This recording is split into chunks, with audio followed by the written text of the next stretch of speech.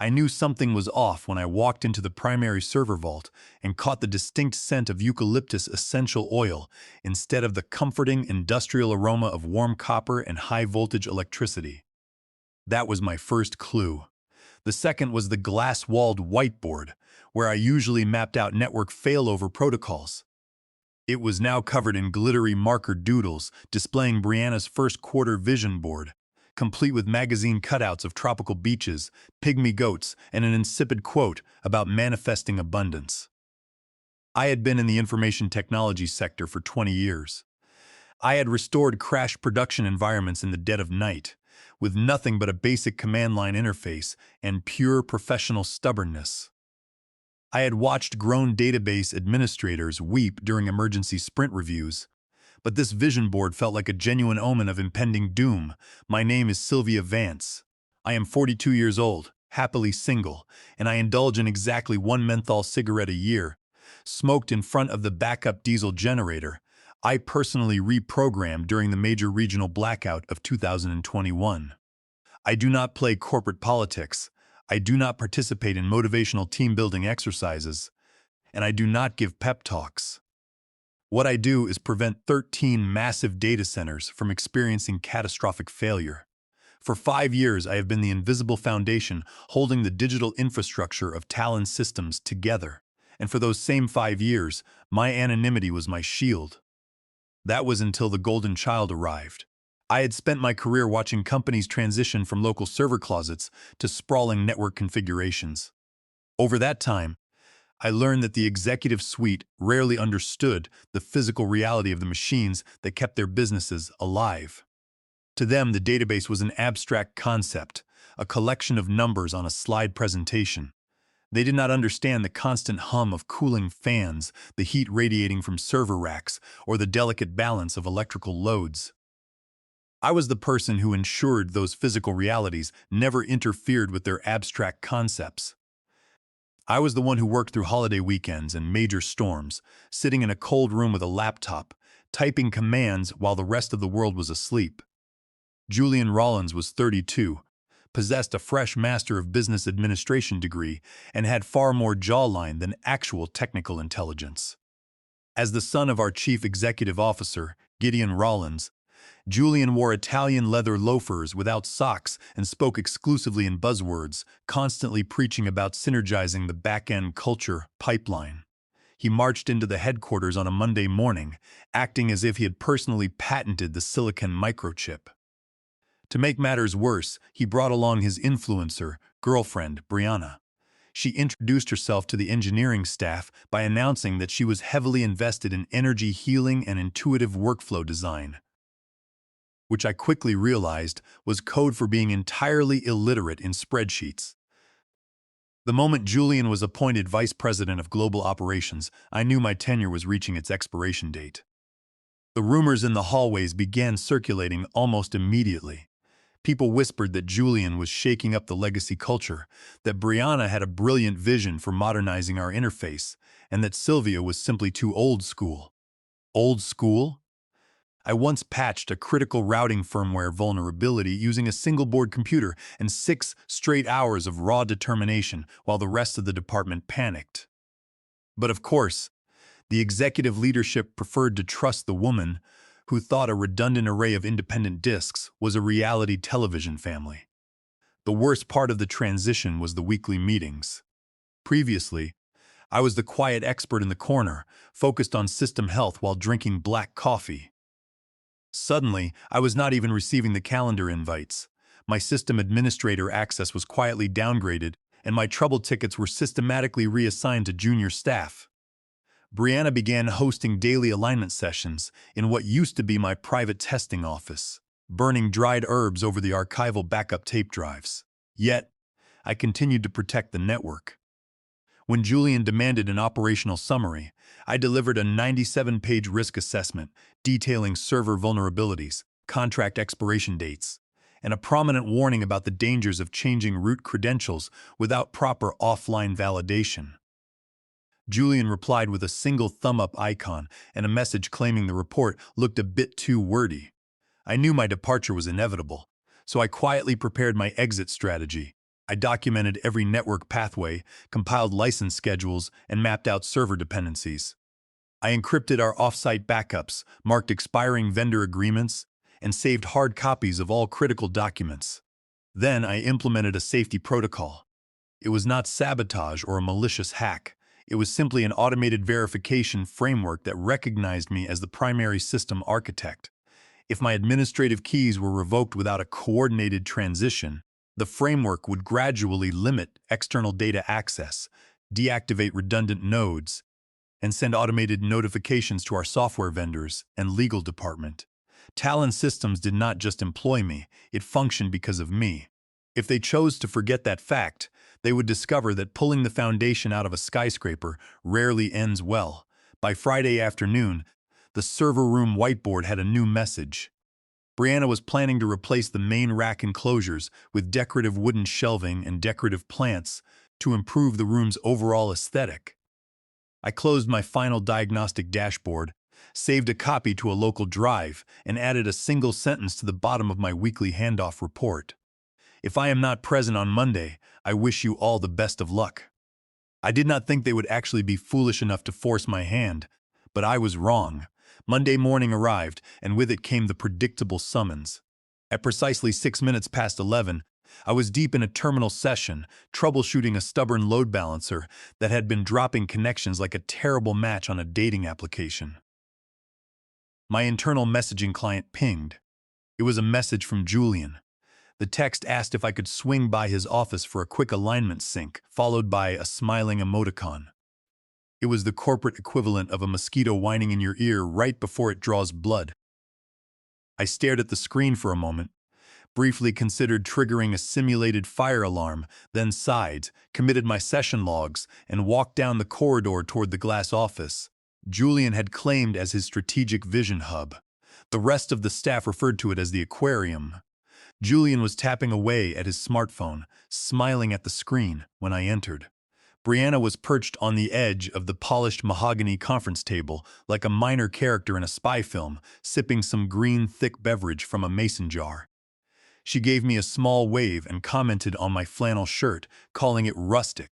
I had not spoken more than a handful of words to her since she had reorganized the internal documentation wiki by deleting 3 years of technical manuals and replacing them with brightly colored presentation slides. I was fairly certain the comment about my clothing was meant as a subtle jab, but I ignored it. Julian finally looked up, flashing the grin of a young man whose trust fund had recently spawned its own offspring. He started by saying that, after several internal discussions and forward-thinking brainstorming sessions, they had decided to restructure the engineering operations. He explained that Brianna possessed an incredible eye for workflow design, and that her energy was a better match for where Talon Systems was heading. My technical methodology, in his estimation, was legacy. I stared at him, keeping my expression entirely flat. I asked if Brianna had completed her Tier 4 infrastructure certification. Brianna blinked blankly, asking if a Tier 4 certification was like a loyalty rewards program. Julian laughed it off, waving his hand as if technical competence was a minor detail. He said certifications were outdated, and that the company was focusing on overall vibe, which Brianna had in abundance.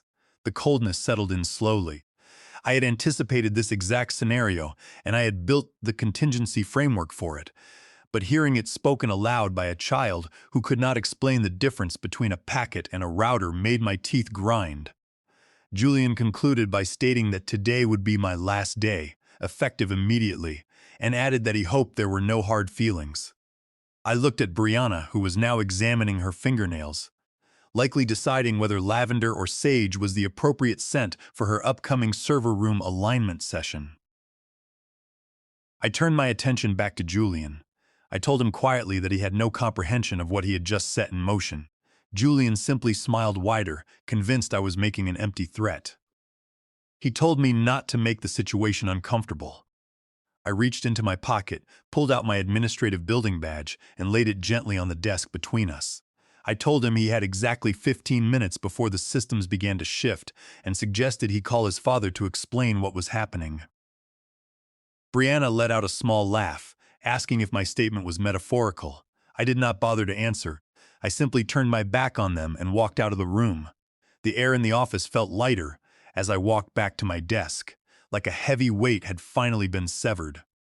An human resources representative tried to intercept me in the hallway, offering a folder labeled Career Transition Resources, but I took it without stopping and dropped it directly into the recycling bin next to the elevators. At my desk, I unplugged my personal tablet, slid it into my backpack, and left everything else untouched. I had no need to delete files or wipe hard drives.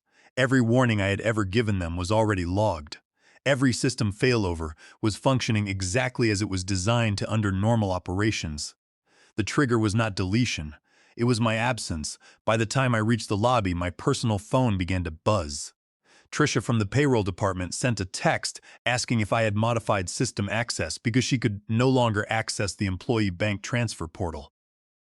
A moment later, Devin, our backup storage provider, sent an automated notification stating that our software license had been flagged for verification. Finally, a direct message from Julian appeared, asking if I was still in the building because the administrative portal was displaying an unrecognized system warning. I ignored them all, turned my notifications to silent, and walked through the glass lobby doors. Clint, the veteran security guard, was sitting behind the main desk. We had shared dozens of late-night shifts, cold vending machine dinners, and building emergencies over the last 5 years. He looked up from his monitors as I approached with my bag. He asked if everything was all right. I smiled, telling him it was the best day of my career. He gave me a knowing nod, and I walked out into the bright afternoon sun, leaving the glass tower behind me. I sat in the driver's seat of my Subaru in the corner of the asphalt parking lot, letting my hands tremble slightly as I gripped the steering wheel. It was not a tremor born of fear, but rather the release of 5 years of accumulated frustration and quiet patience. I looked up at the reflective glass facade of the building, realizing that the digital framework holding it up was already beginning to slip. In the server room, Brianna was likely dragging user interface components around as if they were simple, decorative graphics, completely unaware that the system was recording its first administrative adjustments under her new credentials. I remembered when the company was just a small group of engineers working out of a rented warehouse. In those days, everyone understood the value of a stable system. The founders would buy us dinner and sit with us during major deployments, sharing the risk and the success. There were no marketing executives explaining how to align our chakras or vice presidents, who had never logged into a system terminal. The focus was entirely on building something that worked, and working hard to keep it running. Now the office was filled with people who only cared about the appearance of success, while the actual mechanics of the company were treated as an afterthought. I reached into the back seat and retrieved an older tablet computer that I had configured with cached administrative logs. It was completely disconnected from the network, but it was still programmed to monitor our external system heartbeats. I turned it on and the screen illuminated, showing the first minor indicators of distress. The Dallas Data Hub and the Newark Data Hub were already showing latency delays. Nothing had failed completely yet, but the first structural cracks were beginning to show. Meanwhile, my former colleagues were sharing screenshots of Julian's messages on the company operations channel. He was celebrating the department reorganization, claiming that the company was clearing out decades of technical debt to make way for fresh blood. When a junior developer asked who would manage the underlying architecture now that I was gone, Julian replied that I was simply outdated and that Brianna would streamline the entire network. I had to laugh at the sheer arrogance of it. They honestly believed that corporate buzzwords could balance network loads, or that an influencer with a large social media following could configure a Tier 4 database cluster. I had written the core routing modules under the flickering fluorescent tubes of emergency server rooms while Julian was still in secondary school and Brianna was likely asleep in a comfortable dorm room. I did not just maintain the digital systems of Talon Systems. I had built them from the ground up, writing the code that lived in the very hardware of their network. When you remove the primary architect without a proper transition, you do not get a clean start. You get an inevitable system collapse. By the time I reached my small house on the edge of town, another critical notification appeared on my screen. It reported missing endpoint tokens. Brianna had likely deleted the security keys, assuming they were redundant folder clutter. Julian had probably told her she was doing a wonderful job, high-fived her, and ordered imported organic drinks to celebrate their progress. I let them celebrate. I warmed up a bowl of homemade vegetable soup, poured a modest glass of red wine, and logged into my private interface. A single directory sat there, untouched by the corporate network sweeps. It was labeled with my initials and marked as armed, operating in passive latency mode. The current management had not deactivated it because they had absolutely no idea it existed. The first major system error occurred in the Portland network node at precisely 17 minutes past 2 in the morning. A secondary backup loop failed, triggering an automated status report. Brianna, in her infinite wisdom, had silenced the pager system because the flashing warning symbols were giving her anxiety.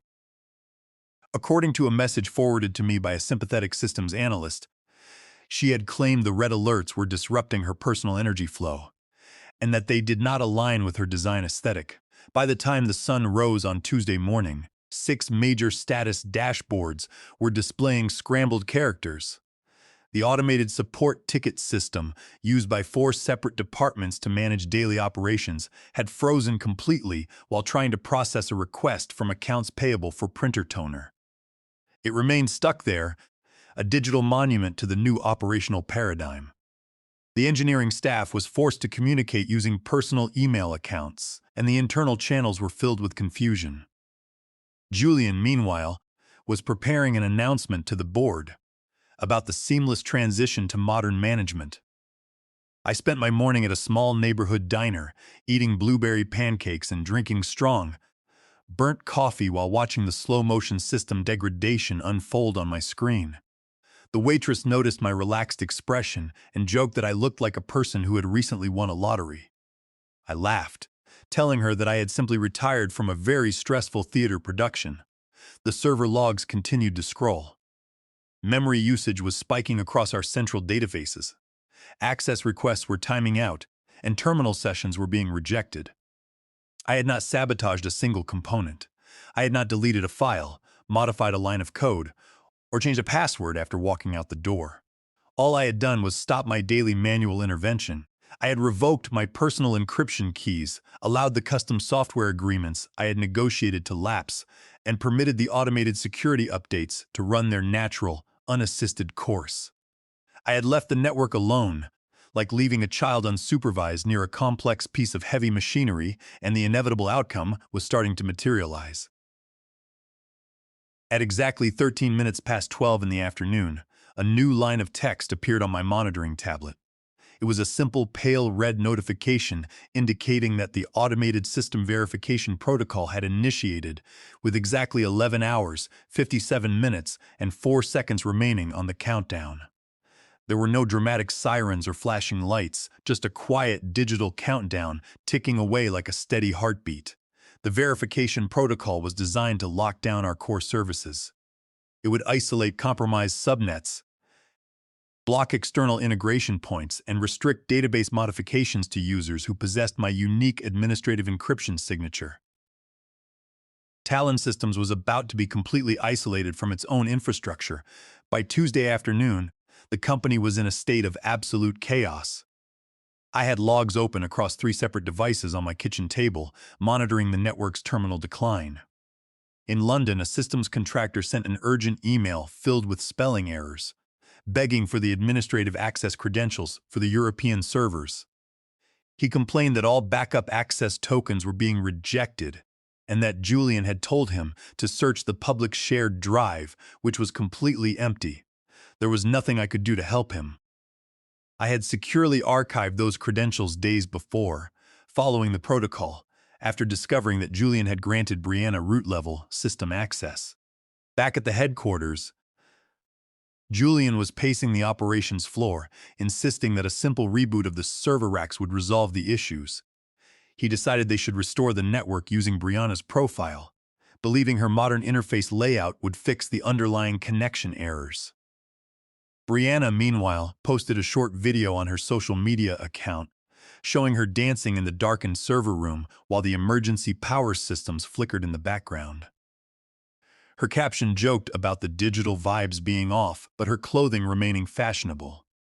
Within 5 minutes, an employee had commented, pointing out that the corporate database was completely offline.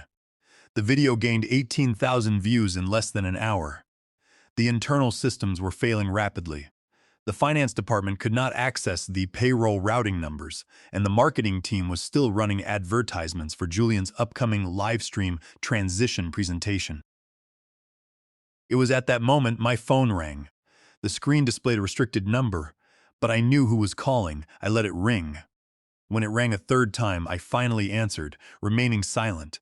Julian's voice was strained, filled with forced politeness. He greeted me and said he was just checking in. He mentioned that they were seeing some minor irregularities on the back-end systems and wondered if I could return to the office for a brief conversation to provide some clarity. He assured me it would be completely informal, perhaps even a chance to discuss a new consulting role. He sounded desperate, his usual corporate confidence replaced by a nervous, rapid pitch. I hung up without saying a word, letting the silence on the other end serve as my final answer. I had never desired this level of destruction. Despite the disrespect, the sudden termination, and the casual way they discarded my years of hard work, I did not want to see the company collapse. I had spent 5 years maintaining that network, often working through the night to ensure its stability. But they had chosen to hand the controls to an amateur, and now they had to face the reality of that decision. The liability clause was a critical document that I had insisted on adding to the corporate guidelines when the company was expanding its presence. I knew that without clear accountability, the systems would eventually be compromised by executive decisions. The board members, many of whom had no technical background, had never paid attention to the fine print of the agreements. They had simply assumed that the servers would continue running indefinitely and that any issues could be resolved by hiring more staff. Now they were realizing that their entire business was dependent on a system they could not control, and that they had allowed a family member of the chief executive officer to dismiss the only person who understood how it worked. I opened an anonymous browser session and drafted a single email addressed to the board of directors. I referenced a specific section of our operational policies, Appendix B, Section 4, which had been drafted years ago, following a major database outage. The clause stated that any significant changes to the system administration staff that were not explicitly reviewed and approved by the company founder would immediately void all insurance and liability protections for system damages. I had spent my entire career documenting our compliance, and I knew this clause would expose the board to massive financial liabilities. Julian had signed my termination letter himself, without consulting the board or his father. Within 20 minutes of sending the email, the board was in an uproar. The general counsel immediately flagged the message and initiated an emergency conference call. The chief technology officer admitted that they had no documentation for the core infrastructure because they had relied entirely on my manual operations. The board realized that if the systems remained offline, the company faced millions of dollars in damages and potential contract breaches with their largest clients. I sent the email, closed the connection, and deleted the temporary browser profile.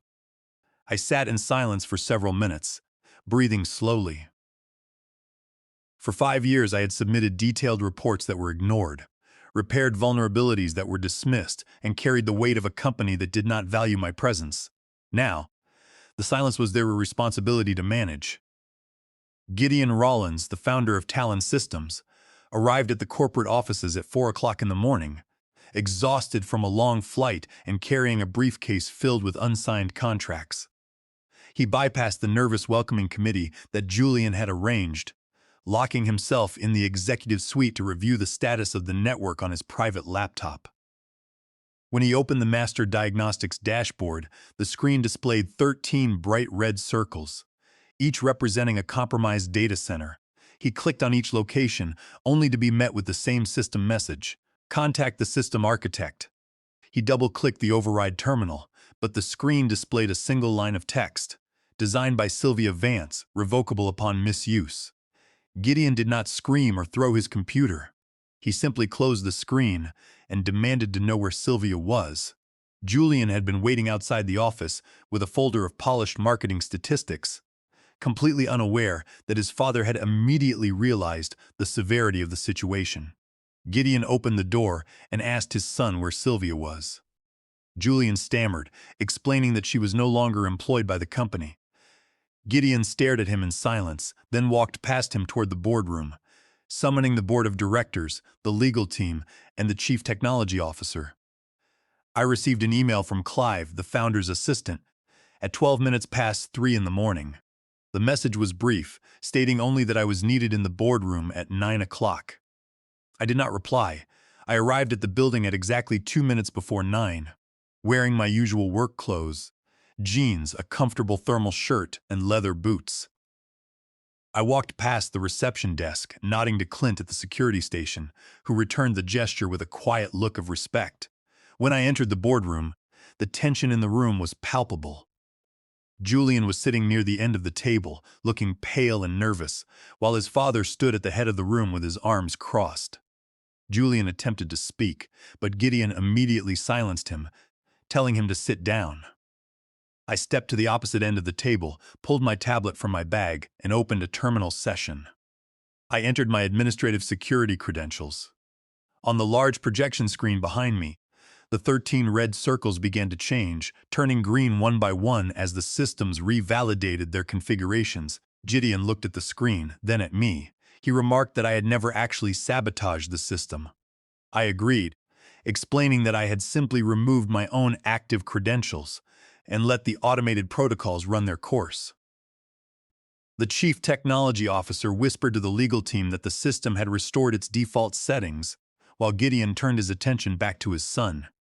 He told Julian that his tenure as vice president of operations was over, dismissing his protest without a second thought.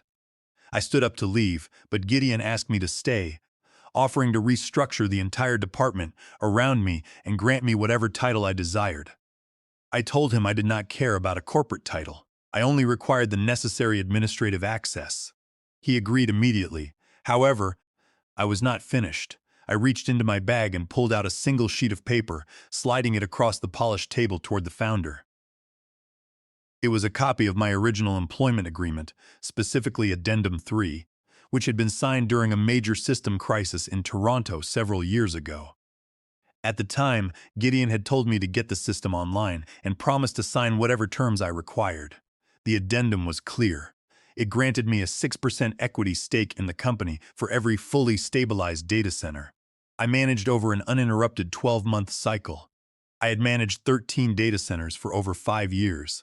The math was simple. 13 multiplied by 6 equaled 78. I held a 78% equity stake in the company. Gideon read the document, his hands tightening around the edges of the paper, realizing that I now held the controlling interest in Talon Systems. I had spent years being treated as a secondary asset, a cost center on a spreadsheet that the executive team tried to minimize at every opportunity. They did not understand that code is not just a collection of instructions, it is a manifestation of logic and structure that demands respect. If you treat your engineering staff as replaceable components, you will eventually discover that the architecture they built cannot survive without them. I had not sought to control the company when I first signed that agreement in Toronto. I had simply wanted to protect myself and ensure that my work was valued. Now the systems had forced their hand, and I was ready to lead the company into a new era of actual stability, built on solid engineering rather than empty buzzwords. Julian looked horrified, realizing the corporate hierarchy had completely dissolved. I turned to him, noting that his girlfriend's design aesthetic was interesting, and suggested she might find success working in a retail clothing store. He had no response. Gideon looked up, his expression shifting from shock to a quiet, weary respect, and welcomed me to the executive board. I packed my tablet and walked out of the room. I did not need an escort or a cardboard box for my belongings. I took the elevator down to the lobby and stepped out into the afternoon air. In the parking lot, Brianna was standing next to her vehicle, her makeup smeared, while Julian paced in circles, shouting into his phone. I climbed into the back of a waiting vehicle, sliding my sunglasses on as we pulled away. Behind me, the digital network of Talon systems was completely stable, all 13 hubs operating at peak performance. The lights were back on for the company, but for Julian and Brianna, the corporate game was over.